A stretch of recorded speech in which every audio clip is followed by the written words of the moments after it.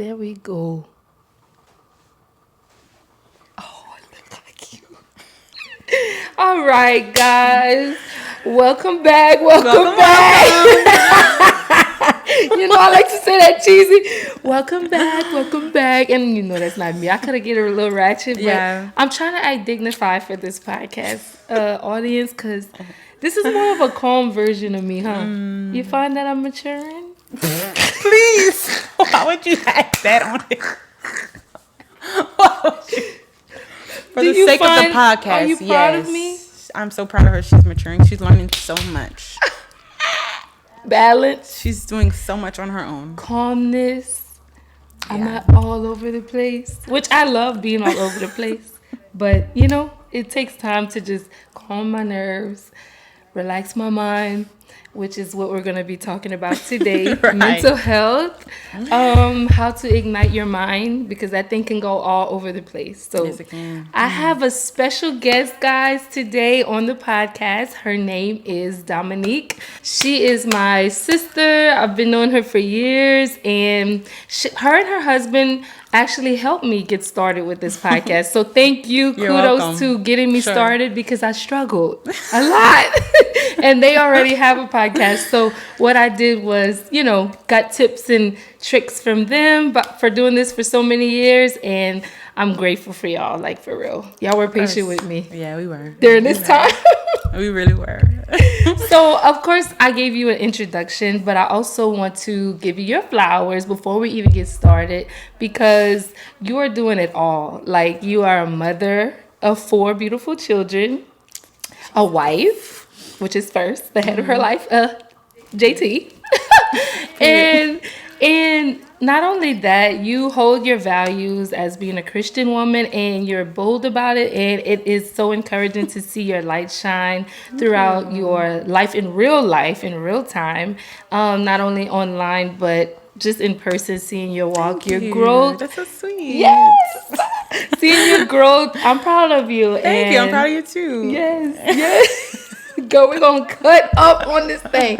So yeah, I really love you, and I'm so grateful to have a friend like you who pushes me past my own insecurities, my own limitations. You're always telling me to think outside of the box. You're always get yourself together, all the time. And you need friends that keep it real with you. So thank you for always keeping it real with me whenever I'm always in my head. So sure. Yes. What are friends for? You're not just sitting there hey, give myself. You're yes, yeah. Come on, you got this, and I'm just grateful. Yes. Yeah. So, with that being said, also you have your own business, several businesses, and we'll let you break that down. But you're also an author, so you understand how being a creative person, how it can get complicated sometimes, and how it's not always easy when people see the product. They're like, man, that's awesome. But they don't know the behind the scenes, the work that it takes to put in, And if you hear any noises in the background, guys, don't worry. It's our little man here. Yes. She has a new baby. His name is Bliss. And he'll be joining us today. If you see him pop in, then just bear with us, because we don't mind him rocking this hour with us, or this time that we have on the podcast. We don't mind him hanging out with us. So the first question I want to ask you is, how do you balance being a mother of 4, running your own businesses, and maintaining your mental health? Well, first, I'm a big personal mindset. Mm-hmm. And I think that a long time ago, I already knew that I would have kids who would be a part of my journey, even in business and creativity, whatever, everything that I was called to do, my purpose.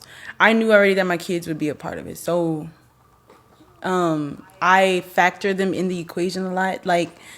I know that I have to maneuver my life around them, basically. So I feel like my mindset already puts me at an advantage of getting things done more than someone who can't accept it, right? This is what I that your mindset is so important, because if you're always complaining about your life, you're not going to be doing anything. Right. Someone's always going to stop you, or you'll get caught up with something, and you'll or it's easy for you to become depressed if you're always complaining. Absolutely. Or come up with excuses like, I have a new baby, I can't do this. Yeah, right. Or, I can't, Right. And I'm not going to say that it's easy, right? It's not easy getting stuff done with kids, anything. Because let's just be real, sometimes kids are a distraction, but there are other distractions in this world also. So, as an adult, right? So, distractions do come. I think it's about being disciplined. Right. And then finding the time, because there's always time. Like I'm learning that now, that there's always time. Even when you think there's not time, there really is always time. You just have to find the time. Right. So that's what helps me. And I'm still not, obviously sometimes I do give in to my kids, or like, let me just chill today, because I just feel like that's the human in me, but the problem that when it becomes an issue is when you do too much of that, like you do too much of the chilling, or too much of one side, too much working, or either too much, participating in your children's things, and then they grow up, and then you're like, oh my God, where's my life gone, And that's just something that I don't want to happen. He hungry. He's a breastfed baby, huh? Yeah. He still knows he wants to be on the podcast. It's okay. You're on the podcast, buddy. You made it. You made it. Say, Mama, I made it. That's so crazy. Well, yeah. See, you got to make time for your kids, man. You just got to make time for them. But a lot of the things, I think that I try to do something with my life besides working, like, at a place, because you want me. Because I think it'll be easier for me to have my kids and stuff. You know what I mean? Exactly. Like, that's just the type of parent I am. And my husband is like that too. Like, we want our kids to be involved with everything we do. We want to be able to bring them. You know what I'm saying? We got to sing somewhere. So you center your business and your brand behind being a parent. Yes. And then obviously as they get older, they'll do their own thing. But right now in the working part, like the behind the scenes thing, I just gotta take what I've been given. That's right. And so I gotta be creative. I love that. No, but I love that you don't have excuses, and I see you still putting out content, still putting out, things for yourself, and that's hard, but you're still doing it. Right. So kudos to you for sure. Now, let's talk about faith, because I know sometimes in this Christian walk, we talk about faith and it's like cliche, but really, how do you navigate? Basically, how do you apply faith in your role with mental health journey, and how do you incorporate that into your daily life? Because even though things are, in motion for you, I know sometimes it's not easy. So how do you keep the faith whenever things aren't going your way? Right. How do you keep doubt that? and stuff like that? Yeah. Faith is huge. You already know that. But faith is very big for me. Relationship with God, leaning on Him. Besides my own self, because I can't do it. I know already that I can't do this on my own. Like, I can't do life by myself without God. And so I try, especially like whenever I'm feeling down or having doubt, I really push towards God, because I feel like He's my help. It sounds cliche, right? But it's true. It's like true. He's legit. Like, I'm literally telling you guys, it's so true. Like it's so true how much I rely on God, because it's insane. I can't do a lot of things on my own. Even the strength, like just doing what I do, being creative, having the time to think about things, being a wife, just being a mom, maneuvering all over, and still having a part-time job, like day job also. Like, it's just, you always think about stuff, right? Right. And it's just like, I always ask God for strength every day, every morning. I'll just be like, God, give me strength. And I believe that He's going to give me strength. And somehow I get through my day with strength. Like, I'd be good, ready for the next day, But I really do try to lean on God. And there's this trend right now.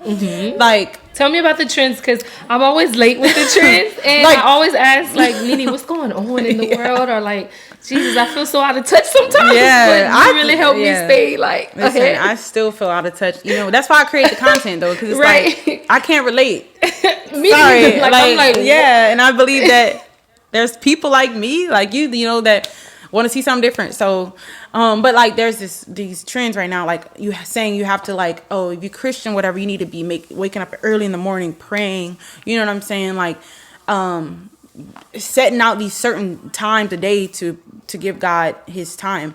And I feel like as a parent, listen, Talk about it. you getting kids up in the morning, you don't know what's gonna happen. And then also breastfeeding and like having a baby, like a newborn, like that's a lot. And so I don't base my life off of the norms. Right. I base it off of what's best for me and God. You know what I'm saying? And so sometimes most of the time I don't get up early in the morning to pray. I make the time. I find the time. Like whether I'm in my car dropping the kids off, picking up groceries, that's my time. Yes. If I'm in the bathroom, that's my time. Yes. You know, if I'm taking on the toilet, yes, that's my time. It just is what it is. You just have pockets of time when you pray. And that's I think that's what holds me and holds my brain together, because if I don't have God like reassuring me or reading things that reassure me, watching things that reassure me, you know what I'm saying? Just being in the right place at the right time, and then I get reassured, like, wow. You know, I feel like if I don't have those things, my mind will take over. A lot of times as creative people and our people who are pioneers, I would say, you can get in your mind. You can get in your own way, you know. Definitely. Doubt can sure creep up on you. Regardless, it can sure creep up on you. And so I think that it's just, I don't know, Christ is my anchor. So no, I love that. And I love how you mentioned like not to, like you see the trends, but you're not subjecting yourself to those trends because of what is out there and everybody's doing it. But you're like, this is what works for me and this is what I'm doing. Like, right. If I have to carve out time in my day for God, however I see fit, then it works out. And for me too, honestly, I just look at my walk with God more now as a relationship. And like when you miss like your husband, you're going to find time to talk to him. So like I find time to talk to God. I'm like, look, it's been a while. Like I need a word. I need to see something in your word that's going to validate me and my thoughts. You know, it's so I definitely feel like it's important to not put the pressure on yourself to follow these trends, but to do what works for you. Yeah. And I feel like that's the whole point of individuality, like, and being your own person. Do what works. Because there's so much pressure to be a certain way that it just makes it like hard. And some people are probably defeated before they get started. They're like, oh my God, I'm seeing all this and this is how Christians supposed to look. So, I don't even want to get started because it's too much. That's so too much. So, I feel like that, even as becoming a Christian and being more, obviously, I always did believe that in God and Jesus, you know, so by belief I was a Christian, but like as far as like walking the path of salvation and righteousness, like living right in His eyesight, that the way I saw people be Christians, like that made me back off, because I was like, I'm never gonna be that good. I can't rise up to these standards. I'm never gonna be saved, so I might as well just enjoy my life. And that's what I did until I was ready, and I found out for myself. But you agree, huh, Bliss? Yeah, you agree. Your mama said she wasn't ready. I was not about to play with God. No, but I get that, and I feel like God respects that. Too, you know, I think so too. I agree. So challenges and triumphs. Can you share a specific challenge related to mental health that you faced already as a mother and an entrepreneur, and how did you overcome it? So, you know, you faced the roadblock along your journey as, you know, you're doing motherhood. You're living as a mother and trying to juggle life. What was those challenges like, and how did you overcome it? Yeah, I have a very big story that I always not really talk about, but I always think about, because I'm on the other side of it. Yeah, he's right. But there's this at one point in my life, I think maybe right before I wrote the children's workbook, which you guys should check out because it's so good. It's called Alphabet Writing. Alphabet Writing for Kids. It's on Amazon. Or you can go to our website and click the link, jtandnene.com. Yes. So I was working full time, like hard. Like, I mean, like sometimes I would have overtime every week. And then, you know, I had 3 kids, and my daughter was little. She was like a baby. So I was just really overwhelmed with working so much, and then also kind of like growing in God to where like he's kind of speaking to me and telling me, giving me these little, you know, like assurances and just visions or dreams, you know, of like my future. And I'm trying to juggle all this and still be present in my present life. Like, okay, the future, what I see, and then my present life of me working this hard and being a mom, being a wife, and trying to figure out how the heck is this supposed to happen, you know, when I got all this stuff in front of me. Like, how can I be this? How can I go after my dreams and, you know, what you want, God, for me? And I have these people in front of me, right? And then I also have this job that really relies on me.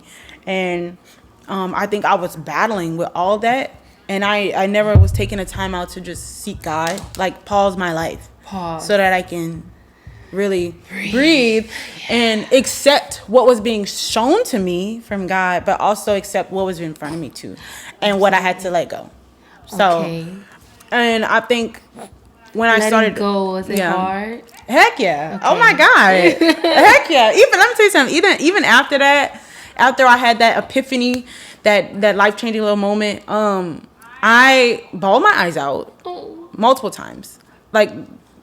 So that was one time, but also it's crazy because I never seen you cry. So it's that much, a lot of times, know? like so oh my, I cried a lot that year. I'm not even kidding. Like I used to tell JT all the time, like I cry all the time. I'm always crying. Like that's literally how it would be every time. Like every time I would go to pray, I would just. I was mourning something. Yeah, I don't know what. It's a transition. Yeah, it was a mourning season. I was crying all the time. Like it was just coming out. I just like it was hurting. I my body didn't want it. My comfort did not want it. Like even transitioning from not working as much, that was a lot for me because I was just always taught to be like this independent girl, you know what I'm saying? Like get your own stuff, like have your own stuff, you know what I mean? And it was just hard for me to even let that go on a personal level, but also on a level where I didn't even know if I could make it there yet. So like on a spiritual level, I see these things, but I don't even know if I can make it. Like he didn't give me a roadmap to get there. Like he just showed me there, and I'm here. Like I don't want to do it. I really don't want to do it. Like, and yeah, it was just a battle for me. And then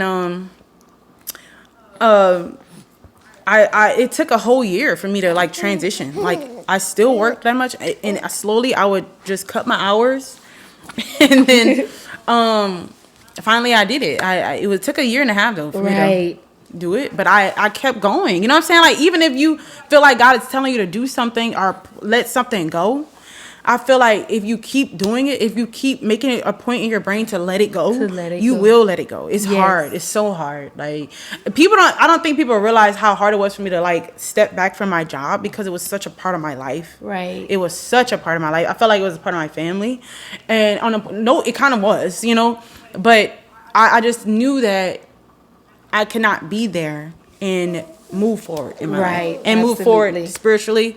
I just knew that I couldn't do what I was called to do. Yeah. Right. And so God was moving me to another season, and it was hard. But you know, I would look at my kids and I would think about how stressed and just exhausted I was. I would be so ugly to my own children. Yeah. And I would be trying to figure out like, why am I so nice to the kids at school, but so ugly to my own kids? Oh, you know? yeah, I get that. And I just realized that it was just stress, the aftermath of everything, and then coming home and I'm trying to decompress and I can't. You can't turn it off. Yeah, like I gotta come home, cook. I gotta come, you know, say hey to my kids, be sweet to them. They come and give me hugs. I don't want to do that right now. Yeah. No, I get it. It's like, God, I'm tired. Like I'm tired. I'm exhausted. But I saw that, and my husband saw that. I'm so thankful for JT because he was really the one who saw the pattern, and he was like, "Are you okay? Because like you come home, you do the same thing, and you stay in the bathroom for 2 hours. Like what are you doing every night?" I remember. Ooh, and I'm like, can relate. Listen, I don't know. I swear I can relate. I'm just overwhelmed. It's like what is I get it? Oh, yeah. So he really helped you. He really did, and he let me cry as much as I wanted to. And he was just like, "You gotta let it go." I'm like, I'm tired of this moment, but I don't want to let it go. He's like, "Okay, well, it's not gonna stop, you know." Right, and you get tired. Yeah, and I kept seeing like, man, I just gotta go for it. I gotta stop being fearful. Like, just do it. Like, wow. And just over time, I had just, you know, I was conditioning myself to do it. Like, I was preparing my mind, like, just taking just uplifting classes and just reading, like searching, like researching and stuff like that. Just pouring into myself. I love that. All right, so quickly, can you tell the audience how they can find you after looking at this podcast? And if you want to learn more about what Nini has going on, this is how you can stay connected with her. Yes. So we have the podcast. It's called Pillow Talking Podcast. We also have Instagram, me and my husband at JT and Nini. And then I have a personal page. Just type in Dominique Hawthorne and my socials will come up. Awesome. Well, thank you today for spending time with us on Ignite You podcast. Remember, everyone has a spark that can turn into a flame if you ignite it. So stay in touch and be looking out for the next episode. See you guys.